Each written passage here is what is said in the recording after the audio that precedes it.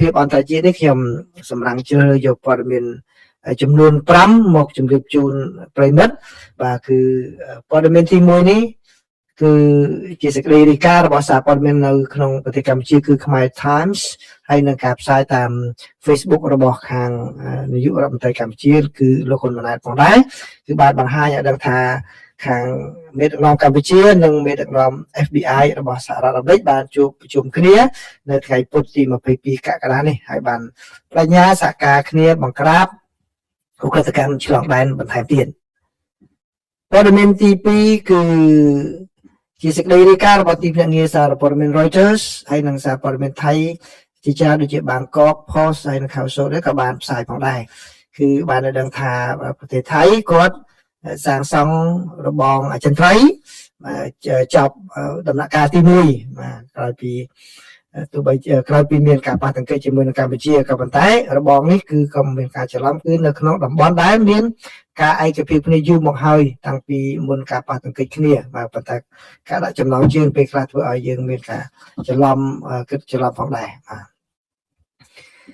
ព័ត៌មានទី3នេះគឺជាសេចក្តីរាយការណ៍របស់សារព័ត៌មាន Khao Sod ណាគឺ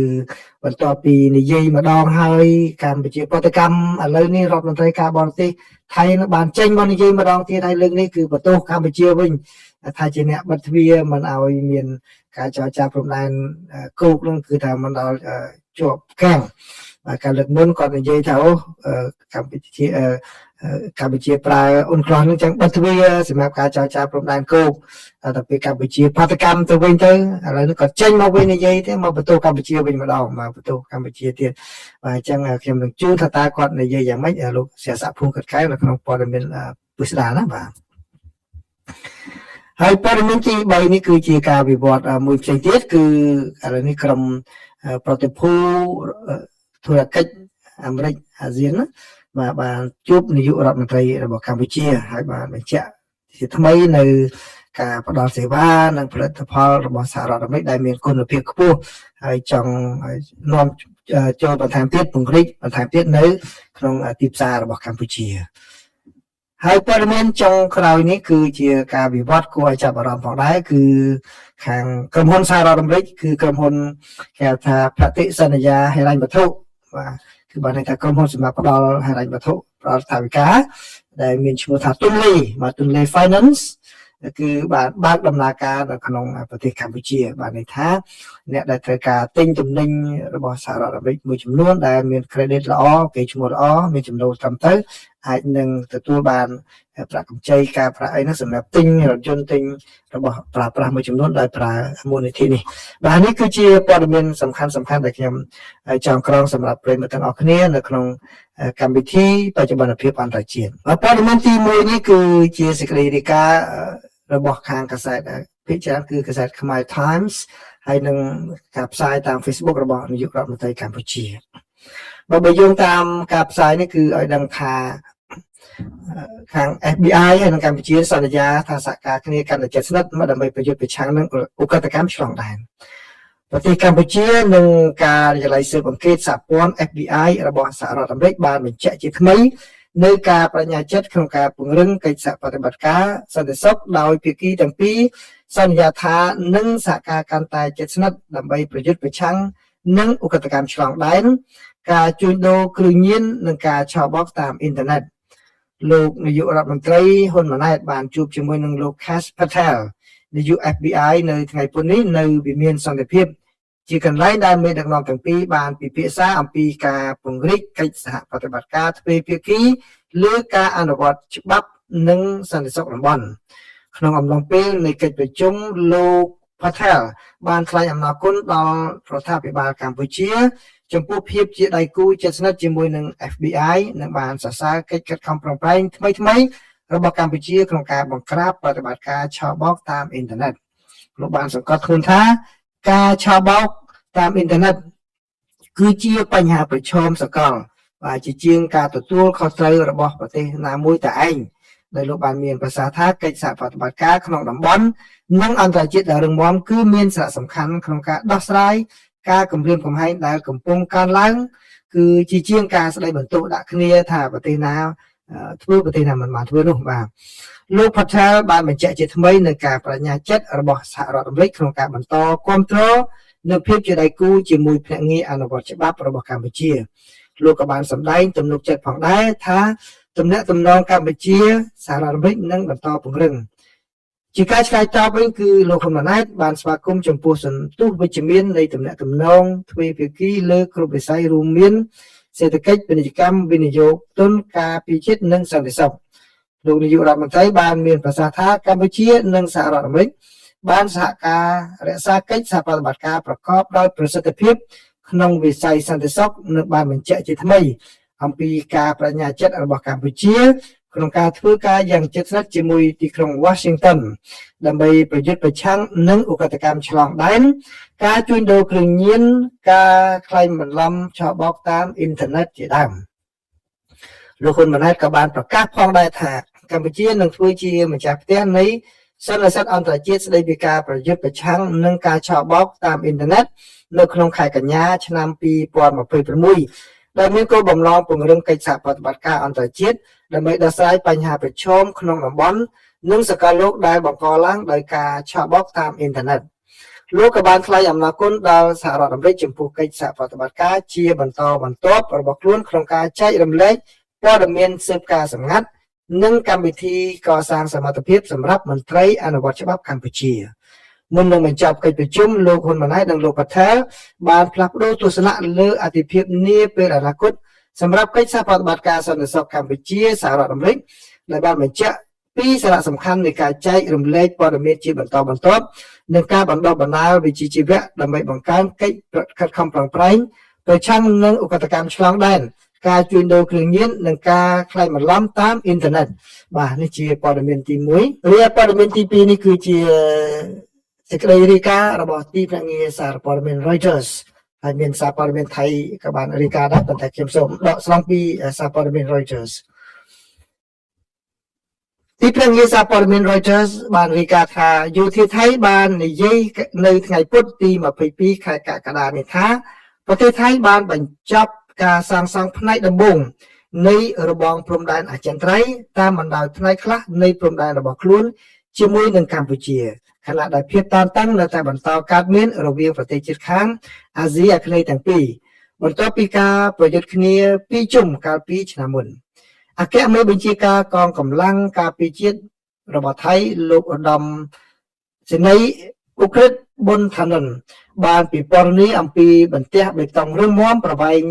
1.3 គីឡូម៉ែត្រដែលគ្របដណ្ដប់ដោយសំណាញ់ដែកនិងលុះកុងសន្តិណានិងនៅស្រុកពងណាំរ៉ុនភាគខាងកើតថាមានស្ថិរភាពរឹងមាំនិងប្រើប្រាស់បានយូរដោយនិយាយថាវាត្រូវបានរចនាឡើងសម្រាប់សន្តិសុខរយៈពេលវែងបន្ទះជញ្ជាំងបេតុងនៅទីនេះត្រូវបានបាញ់សាកល្បងចង់ដឹងដោយលោកឧក្រិដ្ឋបានប្រាប់អ្នកយកព័ត៌មានក្នុងអំឡុងពេលកិច្ចទស្សនកិច្ចប្រព័ន្ធផ្សព្វផ្សាយនៅទីតាំងនោះថាយើងបានបញ្ជាក់ថារបងនេះអាចការពារប្រឆាំងនឹងការបាញ់កាំភ្លើងតូចៗបានលោកឧក្រិដ្ឋបាននិយាយបន្ថែមទៀតថាក្រមយោធាគ្រោងនឹងសាងសង់របងបន្ថែមប្រវែងជាង7 គីឡូម៉ែត្រដែលភ្ជាប់ទៅនឹងផ្នែកដែលមានស្រាប់ខណៈដែលកំពុងវិយតម្លៃតំបន់ផ្សេងទៀតនៃព្រំដែនប្រវែង817 គីឡូម៉ែត្រដែលដីនឹងលក្ខខណ្ឌបរិស្ថាននិងអនុញ្ញាតឲ្យមានការសាងសង់ស្រដៀងគ្នានេះបាទនេះគឺជាសេចក្តីរាយការណ៍របស់ទីភ្នាក់ងារសារព័ត៌មាន Reuters បាទខ្ញុំសូមបន្ថែមយោបល់កន្លែងហ្នឹងតិចបាទគឺកន្លែងនេះគឺជាកន្លែងដែលបានឯកភាពគ្នាក្នុងពេលកន្លងមកហើយណាកន្លែងនេះគឺមានការកំណត់ព្រំដែនហ្នឹងត្រឹមត្រូវមានបង្គោលកំណត់បានត្រឹមត្រូវរួចហើយក៏ប៉ុន្តែគាត់តែពេលដែលថៃគាត់ធ្វើហ្នឹងគឺវាអាចនឹងធ្វើឲ្យមានការភ័ន្តច្រឡំបន្តិចដែរនៅក្នុងមជ្ឈដ្ឋានមួយចំនួនដែលតែងតែគិតអំពីអវិជ្ជមានណាបាទគឺតែងតែពីអវិជ្ជមានគឺចង់សំដៅទៅលើអវិជ្ជមានសំដៅទៅលើប្រទេសកម្ពុជាហ្នឹងធ្វើឲ្យមានការច្រឡំចឹងដូច្នេះអ្នកដែលចំណេញនេះគឺខាងថៃគេចំណេញរឿងហ្នឹងក៏ប៉ុន្តែថៃក៏រងសម្ពាធពីប្រទេសក្នុងមកដែរគឺពីព្រោះគាត់បានរៃអង្គាសថវិកាសម្រាប់សាងសង់របងដែលគាត់បានចេញប្លង់តាំងពីលើកមុននោះបាទលើកមុនដែលមានសារព័ត៌មានផ្សាយយូរមកហើយដោយមូលនិធិហ្នឹងគឺខាងស្ដេចកូនស្ដេចស្រីរបស់ថៃហ្នឹងបានរៀបចំលេខកន្លែងមិនមែនជាកូនស្ដេចទេដូចជាប្អូនស្ដេចវិញហើយបាទលោកស្រីណា ចាក់ស្ត្រីមួយហ្នឹងបាទគឺបានរៀនជាថវិកាហ្នឹងសម្រាប់យកមកសាងសង់អញ្ចឹងដូច្នេះយើងថៃក៏ត្រូវតែមានកាតព្វកិច្ចទៅចំណាយលុយហ្នឹងដើម្បីសាងសង់នៅកន្លែងហ្នឹងបាទអញ្ចឹងគឺអាចនឹងមានការបកស្រាយប៉ុន្តែខ្ញុំដឹងរឿងជ្រៅជាងនឹងបន្ថែមទៀតដែលខ្ញុំមិនអាចនិយាយបានទេរឿងជ្រៅនេះគឺមិនមែនជារឿងដែលអាក្រក់សម្រាប់កម្ពុជាទេការពិតវាជារឿងល្អសម្រាប់កម្ពុជាប៉ុន្តែខ្ញុំសូមមិននិយាយពេលខ្លះពីព្រោះកិច្ចការខ្លះបើកាលណាយើងនិយាយវាមិនចំណេញដល់កម្ពុជាបែរជានាំរឿងរ៉ាវទៅវិញបាទដូច្នេះខ្ញុំក៏បញ្ជាក់ប្រាប់ថាកន្លែងនេះគឺមានការឯកភាពគ្នាត្រឹមត្រូវពីមុនមកទេណាបាទព័ត៌មានទី3នេះគឺជាសេចក្តីរាយការណ៍របស់សារព័ត៌មានខៅសូតបាទខៅសូតគឺបានរាយការណ៍ឲ្យដឹងថាឥឡូវហ្នឹងគឺលោករដ្ឋមន្ត្រីក្រសួងការបរទេសថៃនឹងចេញមកនិយាយទៀតណាបាទដោយបន្ទោសកម្ពុជាម្ដងបើតាមសេចក្តីរាយការណ៍របស់ខាងខៅសូតហ្នឹងគឺឧបនាយករដ្ឋមន្ត្រីនិងជារដ្ឋមន្ត្រីការបរទេសថៃគឺលោកសៀសៈពងកិតកែហ្នឹងបាននិយាយថាគឺកម្ពុជាទេមិនមែនថៃទេដែលបានបញ្ចប់ការចរចាព្រំដែនទ្វេភាគីដោយជ្រើសរើសការប្រើប្រាស់អនុសញ្ញាអង្គការសហប្រជាជាតិស្តីពីច្បាប់សមុទ្រអ៊ុនក្លសហ្នឹងជាជាងឲ្យការសន្ទនាគ្នាដោយផ្ទាល់ជាមួយនឹងគ្នាបាទអញ្ចឹងគាត់ដករឿងនោះបញ្ចូលពេញទាំងអស់តែម្ដងដោយថ្លែងនៅខាងក្រៅកិច្ចប្រជុំរដ្ឋមន្ត្រីការបរទេសអាស៊ាននៅទីក្រុងម៉ានីលកាលពីយប់ថ្ងៃអង្គារលោកសៀសៈបាននិយាយថាប្រទេសថៃនៅតែបញ្ញាចិត្តចំពោះការព្រមព្រៀងគ្នាដែលបានសម្រេចដោយមេដឹកនាំប្រទេសទាំងពីរនៅទីក្រុងសេប៊ូថាបញ្ហាព្រំដែនគួរតែត្រូវបានដោះស្រាយតាមរយៈការសន្ទនានិងវិធានការកសាងទំនុកចិត្តដោយសម្ដីរបស់លោកផ្ទាល់លោកបានបញ្ជាក់ថាប្រទេសថៃមិនបានបិទទ្វារសម្រាប់ការចរចាទេកម្ពុជាជាប្រទេសដែលបានបិទទ្វារនេះបាទឃើញទេបាទនេះគឺជាសម្ដីផ្ទាល់របស់លោកភូមិកាត់កែវជាភាសាអង់គ្លេសបកប្រែជាខ្មែរមកវិញលោកសៀសៈបាននិយាយថាប្រទេសថៃបានស្នើម្ដងហើយម្ដងទៀតអំពីការចរចាលើព្រំដែនសមុទ្រក្រោមអនុសារណៈយោគយល់គ្នាឆ្នាំ2001ដោយអះអាងថាវឌ្ឍនភាពលើបញ្ហាសមុទ្រអាចជួយជំរុញការពិភាក្សាលើព្រំដែនគោកលោកបានចោទសួរថាហេតុអ្វីបានជាកម្ពុជាបន្តការផ្សះផ្សាដោយបង្ខំដោយមិនបានធ្វើការចរចាទ្វេភាគីជាមុនសិនបាទលោកនិយាយនេះអត់បាននិយាយដល់ពេលដែលគាត់លុប MOU 2001ហ្នឹងដោយខ្លួនឯងបាទលើគាត់ទៅថាគាត់សុំសន្ទនាគ្នាក្រោម MOU 2001ទៅវិញបាទលោកក៏បាននិយាយផងដែរថាការអំពាវនាវរបស់កម្ពុជាឲ្យមានកិច្ចប្រជុំគណៈកម្មការព្រំដែនរួមបាទ JBC ស្ដីពីការកំណត់ព្រំដែនដីគោកខណៈដែលបដិសេធការសន្ទនាក្រោមអនុសារណៈយោគយល់គ្នានេះគឺហើយមកអនុវត្តខាងការប្រើប្រាស់អ៊ុនក្លសនោះគឺដូចជាដើរផ្ទុយគ្នានៅក្នុងការវិវត្តមួយទៀតគឺគណៈរដ្ឋមន្ត្រីថៃបានអនុម័តប្រធាននិងសមាជិក JBC ថ្មីខាងភាគីថៃហើយក៏ប៉ុន្តែលោកសៀសៈបាននិយាយថាការតែងតាំងនេះគឺជាបញ្ហារដ្ឋបាលផ្ទៃក្នុងហើយមិនមែនមានន័យថាការចរចាផ្លូវការនឹងចាប់ផ្ដើមឡើងវិញភ្លាមៗនោះទេលោកបាននិយាយថាការចរចាបច្ចេកទេសព្រំដែននឹងមានការលំបាករហូតដល់កង្វល់ផ្នែកសន្តិសុខទូលំទូលាយរួមទាំងការបោះសម្អាតមីនសកម្មភាពប្រឆាំងនឹងក្រុមឆាបោកការកសាងទំនុកចិត្តឡើងវិញត្រូវបានដោះស្រាយលោកបាននិយាយថាដរាបណាការញុះញង់នៅតែបន្តហើយទំនុកចិត្តមិនអាចស្ដារឡើងវិញបានការចរចាបច្ចេកទេសក្រៅអនុសារណៈយោគយល់គ្នានេះនឹងពិបាកបន្តទៅមុខបាទសូមដកសំពីខៅសុទ្ធត្រឹមប៉ុណ្ណាដូច្នេះប្រិយមិត្តអាចយល់បានហ្នឹងឃើញទេបាទគាត់រកលេសរហូតដោះសារនេះដោះសារនោះមិនចង់ធ្វើកិច្ចការនោះដោយហើយកាលមុនថាអត់មានប្រធាននិងសមាជិក JBC របស់គាត់ទេឥឡូវគណៈរដ្ឋមន្ត្រីគាត់អនុម័តបានហើយគាត់ថាអត់ទាន់ទេមិនមែនជារឿងមួយដែលអនុម័តដើម្បីយកមកចរចាទេបាទដូច្នេះខ្ញុំក៏ជំរាបប្រិយមិត្តឲ្យប្រិយមិត្តទៀតដែលយើងតាមដានព័ត៌មាននេះដោយនៅកណ្ដាលយើងឃើញថាគាត់ខិតខំប្រឹងប្រែងដោះសារឲ្យដោះសារទៀតម្ដងថាកុំអាលចរចាឲ្យដោយសារតែអត់មានសមាជិកគណៈកម្មការឥឡូវបានដល់ហើយគាត់ថាមិនទាន់ទេដោយសាររឿងបច្ចេកទេសអីបន្តទៀតអញ្ចឹងបើសិនជាប្រិយមិត្តសាកគិតវិញថាហេតុអីបានជាគាត់អូបន្លាយកន្លែងអញ្ចឹងពីព្រោះអីគាត់ចង់ទៅដោះស្រាយបញ្ហានោះទៅចូលលើផ្លូវច្បាប់មានការចរចាត្រឹមត្រូវតែហេតុអ្វីគាត់អូបន្លាយគឺបញ្ហាផ្ទៃក្នុងនៅក្នុងប្រទេសរបស់គាត់ពេលខ្លះពេលដែលយើងឃោសនាយើងសន្យាជលពេកបាទពេលជលពេកមហាជនគាត់ត្រូវតាមដានជាពិសេសក្រុមជលនិយមនៅថៃហ្នឹងគាត់ត្រូវតាមដានបាទថាតើធ្វើបានប៉ុណ្ណាតែធ្វើមិនស្រួលពួកនោះបះជលតែម្ដងនាំឲ្យមានបញ្ហាដល់ស្ថិរភាពនៃ រដ្ឋាភិបាលរបស់អនុធានហ្នឹងបាទអញ្ចឹងដូច្នេះយើងមើលគាត់សុខចិត្តកុហកយើងកុហកអន្តរជាតិឲ្យឃើញតែយើងមើលផ្នែកទៅទេដោយ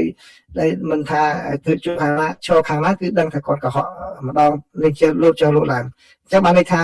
យើងដឹងថាគាត់ប្រកាសជាមានសម្ពាធកន្លែងណាមួយហើយសម្ពាធពិតប្រាកដបើតាមខ្ញុំយល់គឺសម្ពាធផ្ទៃក្នុងរបស់គាត់នឹងច្រើនតែម្ដងពីរឿងគាត់សន្យាពេលឃោសនាណាបាទតែសូមក្រុមជើងនិយមរបស់ថៃនឹងគឺបាសហើយបាទអញ្ចឹងប្រិមិត្តវិញយល់យ៉ាងណានេះគ្រាន់តែជាការយល់ឃើញរបស់ខ្ញុំទេបើប្រិមិត្តយល់ឃើញផ្សេងពីហ្នឹងសូមចូលរួមជាមតិយោបល់ផងបាទព័ត៌មានទី4បាទព័ត៌មានទី4នេះគឺជាការផ្សាយពីខាងស្ថានទូតរបស់សហរដ្ឋអាមេរិកប្រចាំនៅកម្ពុជាបាទសូមដកស្រង់ខ្លឹមសារខ្លះមកជូនប្រិយមិត្តទាំងអស់គ្នាគឺបើតាមការផ្សាយរបស់ស្ថានទូតសហរដ្ឋអាមេរិកប្រចាំនៅប្រទេសកម្ពុជាបានឲ្យដឹងថាលោកស្រីភិរតិរី Alexandra បាទបានអញ្ជើញចូលរួមជាមួយនឹងគណៈប្រតិភូក្រុមប្រឹក្សាធុរកិច្ចអាមេរិកអាស៊ានដឹកនាំដោយអគ្គរដ្ឋទូត Brian McFeether បាទក្នុងពេលដែលចូលជួបសម្ដែងការគួរសមជាមួយនឹងនាយករដ្ឋមន្ត្រីកម្ពុជាគឺលោកហ៊ុនម៉ាណែតដោយផ្ដោតទៅលើការពង្រីកពាណិជ្ជកម្មដើម្បីទាក់ទាញការវិនិយោគនិងបើកឱកាសថ្មីទៀតសម្រាប់ក្រុមហ៊ុនអាមេរិកដែលមានវត្តមាននៅកម្ពុជាអញ្ចឹងគឺបានន័យថាក្រុមហ៊ុនដែលបន្តទៅគឺរកឱកាសដើម្បីចូលទៅវិនិយោគកម្ពុជាហើយក្រុមហ៊ុនដែលនៅកម្ពុជាស្រាប់ហើយគឺបើកឱកាសឲ្យពួកគាត់ស្វែងរកការវិនិយោគបន្ថែមទៀតនៅលើផ្នែកណាសាទូតសហរដ្ឋអាមេរិកបានបន្ថែមថាគណៈប្រតិភូបានគូបញ្ជាក់ពីចំណុចខ្លាំងដែលក្រុមហ៊ុនអាមេរិកនាំមកកាន់ទីផ្សាររបស់កម្ពុជារួមមាន